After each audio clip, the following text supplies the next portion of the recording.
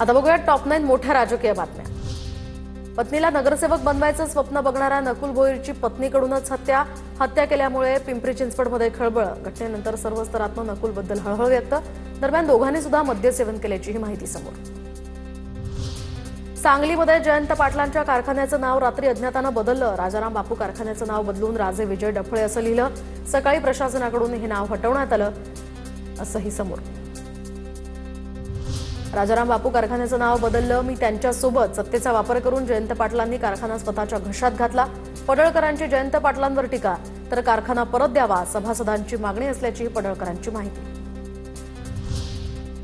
BMC निवडणुकीमध्ये ठाकरे गटाला लागलेली ओहोटी वाढत जाणार। भाजपच्या केशव उपाध्ये यांची ठाकरेंच्या सेनेवर टीका। कबुतरांच्या मुद्द्यावरून फडणवीसांनी बैठक घेतली। बैठकीत सर्व गोष्टी त्यांना समजावल्या आहेत। कबूतरखान्याचा विषय आता वाढवला नाही पाहिजे, मंगलप्रभात लोढा यांची माहिती। मत्स्य व्यवसायाला कृषी दर्जा दिल्यामुळे आता मच्छीमारांना सुद्धा वीज सवलत मिळणार। मत्स्य संवर्धक, मत्स्य व्यावसायिकांसह मत्स्य कास्तकारांना ही सवलत लागू, फडणवीस सरकारचा निर्णय।